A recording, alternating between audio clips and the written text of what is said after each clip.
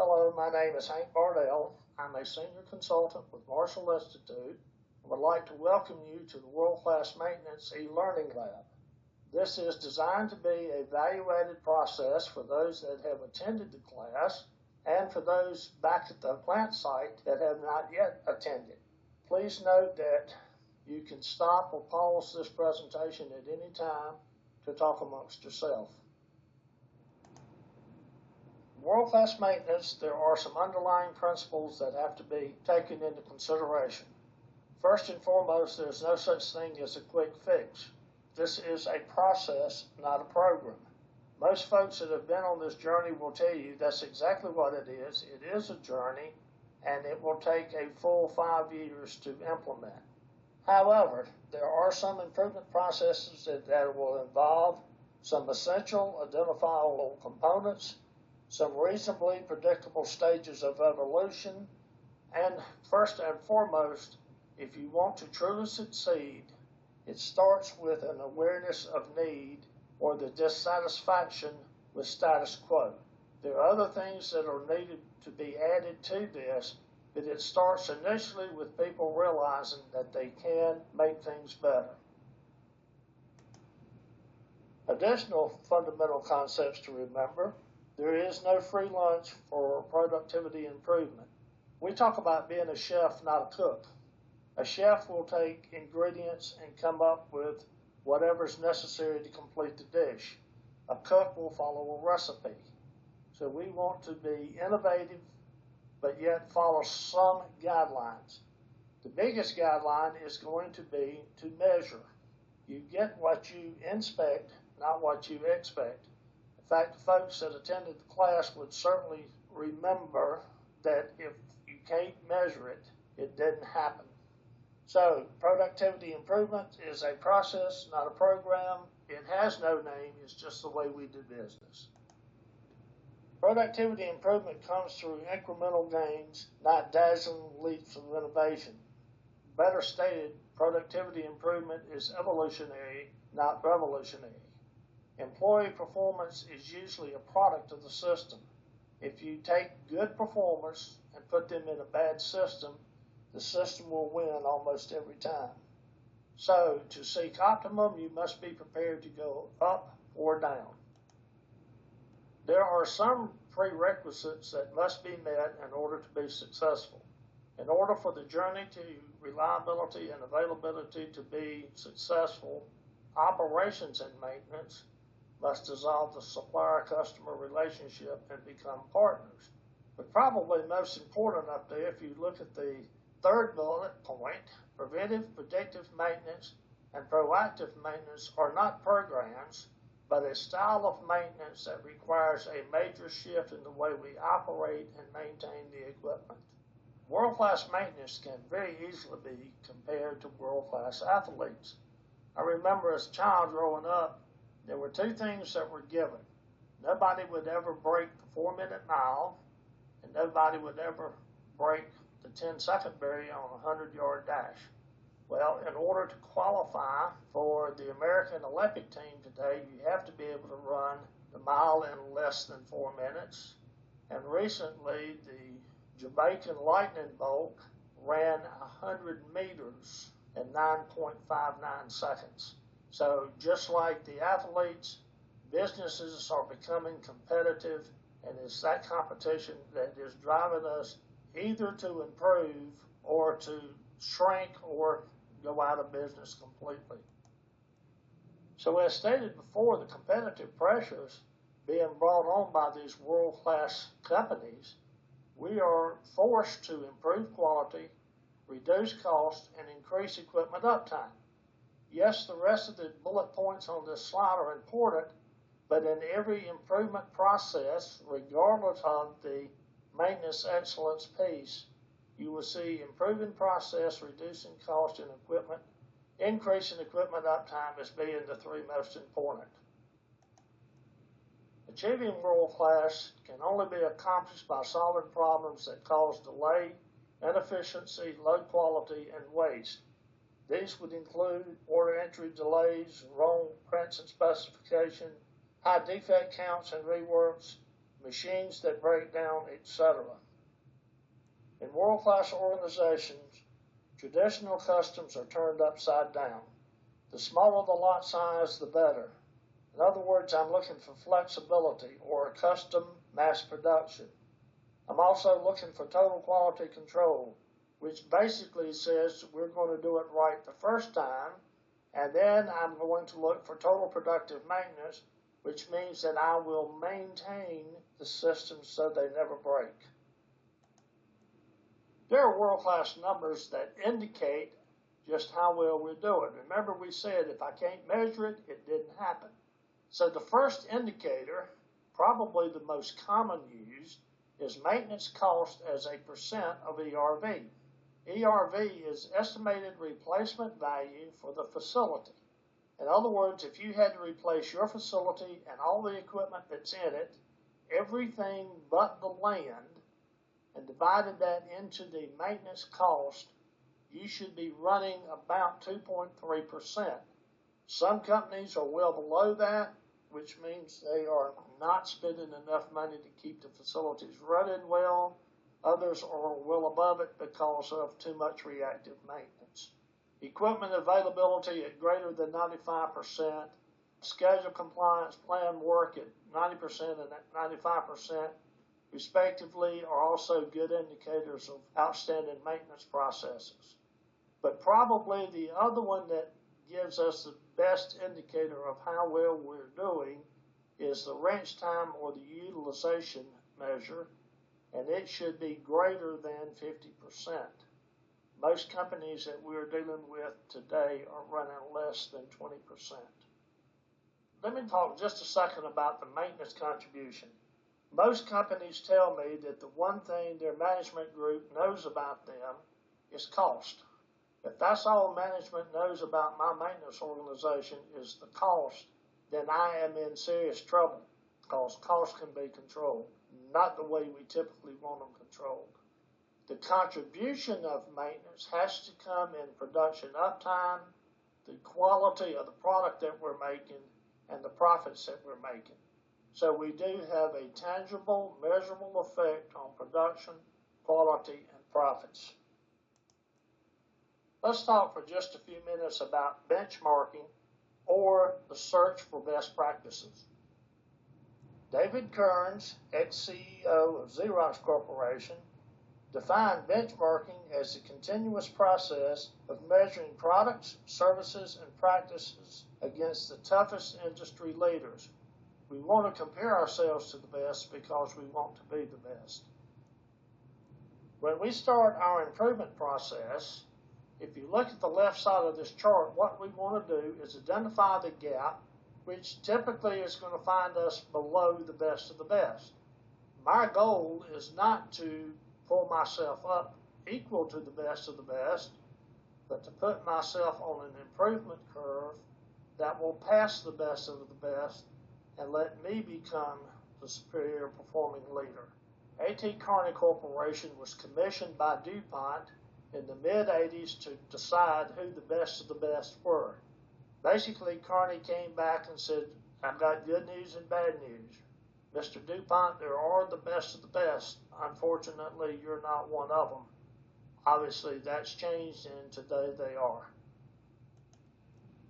The A.T. Kearney, or Best of the Best study, looked at some 2,500 organizations in North America on 29 indices of performance.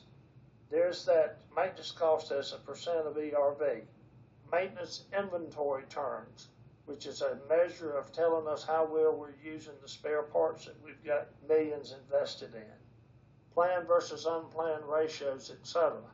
And you'll notice that last minor bullet point, these data was associated by industry types.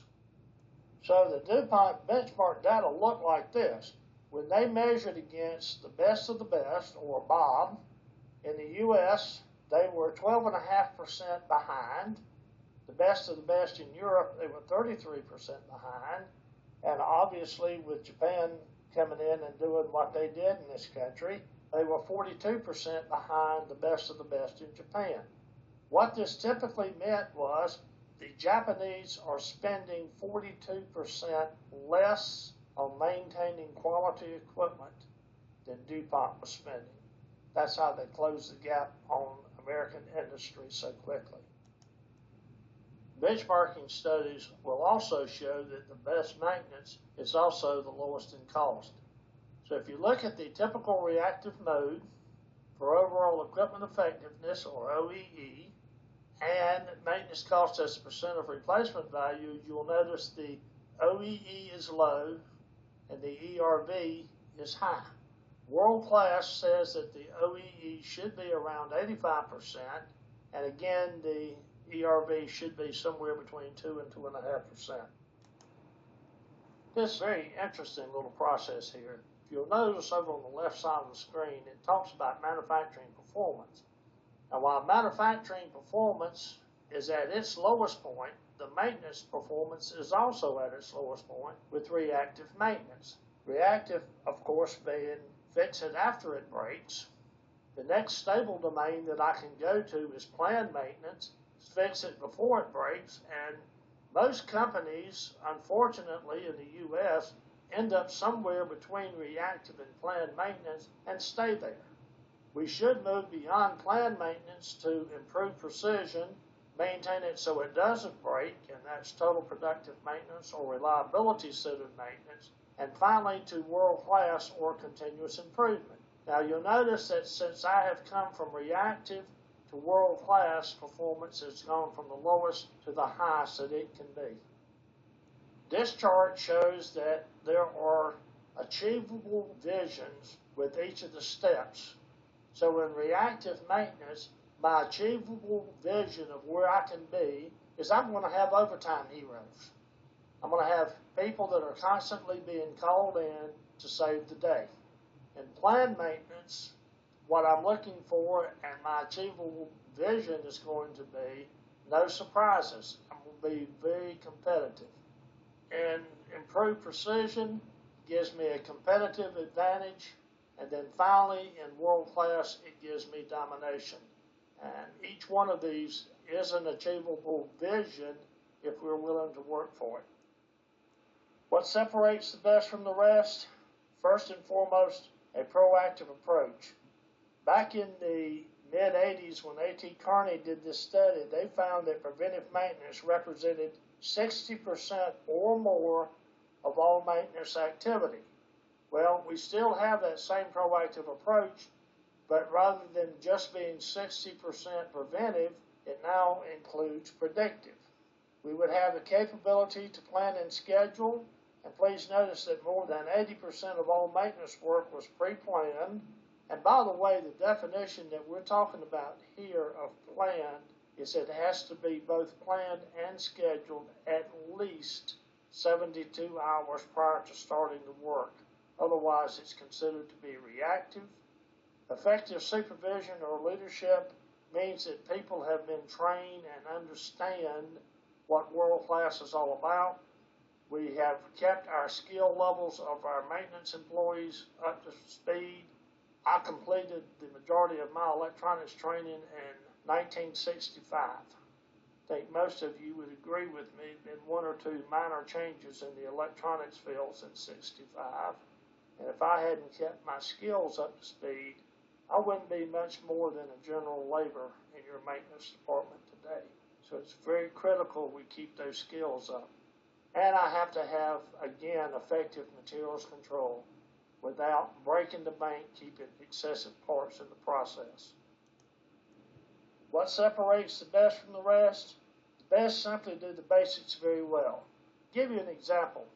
Philadelphia Phillies are the world champions of baseball from last year. They became world champions by throwing the ball, hitting the ball, and catching the ball better than anybody else in the league last year. So when you start kids off at 5 years old teaching them how to play baseball, you teach them how to throw, hit, and catch, the absolute very basics. That continues in Major League Baseball to this day. Now, in maintenance, is doing preventive, predictive maintenance, following work orders, planned and scheduled activities, etc. The final slide on this, what separates the best from the rest, I want to point out just a couple of minor bullets in this one. The second minor bullet says decision making is pushed down into the organization. Employee participation in world-class companies is one of the most common threads that you'll find. They involve everybody. Also, the second minor bullet from the bottom, they talk about strong commitment to training and development. Training and teaching people what they need to know about their job is job number one. Continuing with this theme, the first minor bullet talks about more cross-functional cooperation between maintenance and production. We have to learn to work with each other because neither organization can be world-class without the other one, and the managers view their mission as continuous process improvement rather than keeping it running. So, what is world-class maintenance? World-class maintenance is a process to move an organization's maintenance practices to best in class. And if you walk away with nothing from this learning lab except this next bullet point, this is what we're trying to accomplish. We accomplish moving this maintenance practice to best in class through a high involvement, structured approach integrated with operations. Let me repeat that. A high involvement, structured approach integrated with operations. The objective is maximum equipment efficiency, capacity, and reliability serving the business needs. The second part of what does world-class mean is having a clear and purposeful focus. We have a maintenance philosophy that very clearly states the type of maintenance we're going to do, why are we going to do it that way, and what do we hope to achieve by doing it that way. This philosophy will be the guiding force, if you will, that will keep us on track. Also, I need a maintenance vision and a mission statement as to where I'm going and what I expect to find once I get there. The second part of this is not only having the right systems in place, but doing the right things right. And by doing the right things right, it means that I am going to be both effective and efficient and be proactive rather than reactive. In this organization, we will focus more on fixing the process rather than the problems. Our world-class maintenance philosophy is a philosophy that is explicit and published throughout the organization. Please note it didn't say throughout the maintenance organization, but the entire organization that says this is how maintenance will be accomplished in order to support production and production processes. It should be endorsed by senior management that recognizes and supports maintenance improvement efforts. It establishes clear priorities for maintenance and improvement efforts, and it demonstrates the willingness of the organization's leadership to follow a disciplined plan and productive approach to maintenance improvement activities. How do you know if you're world-class? What does world-class or best-in-class really look like? How do you know when you were there? How do you know if you're world-class? Basically, very few of your competitors performing their activities well as you. Your performance numbers speak for themselves. You're well respected by the customers and feared by the competition. How do you know if you're world-class? You're constantly being benchmarked by others who want to study what you're doing. One of our clients, former clients, Alumax, who is now Alcoa couldn't compete with them, so they bought them out. An aluminum smelter in Goose Creek, South Carolina, were so successful they had less than 2% unplanned maintenance every year. They charged $15,000 for a day and a half visit. That $15,000 charge was actually an attempt by the plant manager to stave off having to take so many people on tours, but it really didn't slow anybody down. They were truly outfit to look at and model yourself by. From an aluminum smelting facility, the area around those smelting furnaces were kept as clean as an operating room. There are numerous tools out there, from self-audits and evaluations, evaluating maintenance practices, or maintenance effectiveness surveys, just numerous tools to help us determine where we are today. And if you're going to try to improve or move your organization to world class, the absolute first thing you have to do is figure out where are you today. Internal benchmarking survey, another one of these tools that tells you where you've been, where you are, and where you need to go, or the gap. Unfortunately, benchmarking does not tell you how to get there. So I have benchmarks which would be used as lagging indicators and practices which would be used as leading indicators. Please note that there are two types of benchmarking processes. One of them is comparative or quantitative benchmarking. It identifies the gap. It tells me how much I need to improve.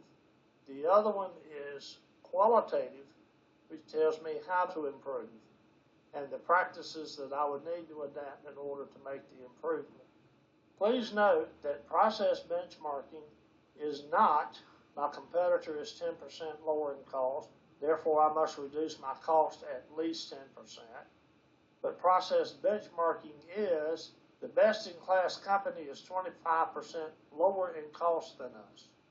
What we want to find out from these folks, how do they make that happen? What are their policies or company laws? What are their processes? What are the reasons that their costs are lower? These are the things that we need to study and make better. An appropriate goal for our performance would then be, and it is following these best of the best companies. And we will accomplish this through achieving performance targets and action plans. The average maintenance operation experiences at least 30 to 33% waste each year. If your annual budget is $3 million, you may be losing at least $1 million. And that's based on the fact that we're doing reactive maintenance rather than proactive. The traditional management views of maintenance has always been basically that maintenance is a necessary evil minimized as possible. There is a belief that money spent on maintenance does not contribute to the bottom line. It is our task to change that attitude to show that maintenance can be a highly involved process to help strengthen the bottom line or to increase profits. So it begs us to ask the question, why is maintenance productivity so low? First and foremost, there's very little pre-planning and scheduling. There's poor control of materials, which makes it virtually impossible for us to do planned work because we don't have any materials to work with. Poor or non-existent inventory or spares organization and control. Inadequate or non-existent preventive predictive maintenance. And vital information is not available. Lack of data for evaluating maintenance cost. In addition to those processes for low productivity, we also add excessive breakdown maintenance or firefighting, lack of cooperation between maintenance and other departments, lack of basic skills at the crafts level, and inefficient staffing practices and work rules. That last one, the inefficient staffing practices and work rules, typically comes from when we start to firefight, we will adjust the organization to do it extremely well. So we have people on off shifts doing firefighting rather than planned and scheduled work. So what is the downside? When maintenance doesn't do its job, for whatever the reason, poorly maintained equipment produces poor quality, equipment failure disrupts production, costs are increased, and delay a product to the customer. All in all, these are fatal in a competitive marketplace. This graph of the iceberg is a great example of what we've been talking about. Management has a tendency to focus on what's above the waterline, which is the labor, materials, and overhead. And it is what's below the waterline that is typically the excessive cost that creates such a hardship on the facility. The one thing that we would ask you to remember what took the Titanic down. It wasn't what was above the waterline, it was what was below it. So what can be done to improve maintenance? Our principal contribution will be through, first, increased labor productivity. This will typically take place with planning and scheduling. It's going to give us better utilization of the folks that we have. A decreased stores and parts cost. If I know what I'm going to need, when I'm going to need it, and the quantities that I am going to need it in, which is one of the primary parts of planning and scheduling, then I will not have to have those parts sitting on the shelf just in case. We increase production capacity by maintaining the equipment so it never breaks, and we increase the production throughput by keeping the equipment in the proper operating condition. Please note, this overhead says that world-class maintenance works for everybody. And basically what we're going to do is reduce the cost of unreliability. Now, I'm not going to go through each level and each bullet point at each level, but please note that it has a direct effect on production, sales, new product development, maintenance, purchasing, personnel, and strategic planning. So truly, it does work for everybody in the organization, and it's working for everybody in the organization because we can depend on that equipment to run when we want it to run for as long as we want it to run. Cost of unreliability that we were just talking about. The penalties for unreliability comes in three basic forms. Lost production time, and that's probably the easiest way that we pay for it because the costs are somewhat hidden. So the lost production time is made up for in overtime, reprocessing, scrap, things of that nature. Then we have our insurance policies, which is additional equipment to do the same job, anything to insure against lost production. This also can include excessive spare parts inventory to be sure that we have everything we need. And then finally, and probably the toughest, is the customer-imposed penalty, when the customer gets so frustrated with us that they delay paying, or we're asking the customer to do things that will eventually drive them away from us to take the business elsewhere. There are three distinct steps to move an organization to world-class maintenance. Being world-class means, first and foremost, getting your act together or getting the maintenance house in order. In a few minutes, we will talk about an arches and columns model that's going to show all of the structure that's needed for world-class maintenance. If you remember, in the definition of world-class, we talked about a highly involved, structured approach. Then the second part of this is getting beyond the boundaries, and that's having operational excellence, both in the way the equipment is being operated and maintained with some input from the operations people on the maintenance of the equipment. And then the final challenge is to fix the process, not just the problem. So what I'm looking for is strategic excellence, where the processes will take care of the problems and I will not have to deal with them on a day-to-day basis.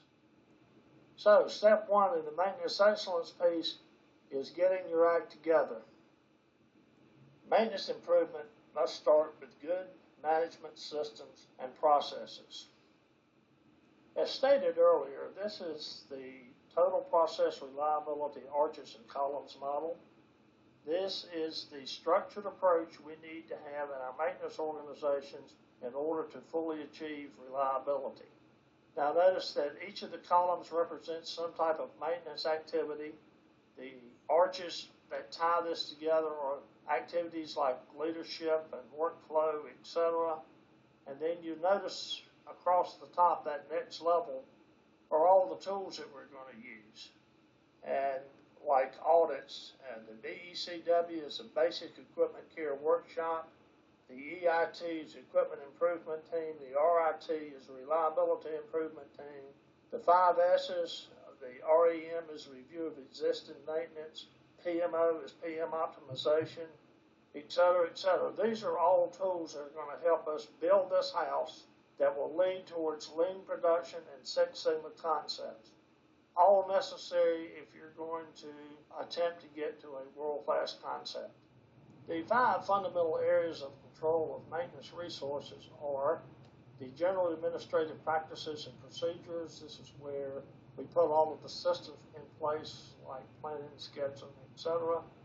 The equipment data, where we load up the computerized maintenance management system with as much data about our equipment as we can possibly put in there, to include spare parts that we have on hand and spare parts that we've identified that we may need but we do not keep on hand or in stock.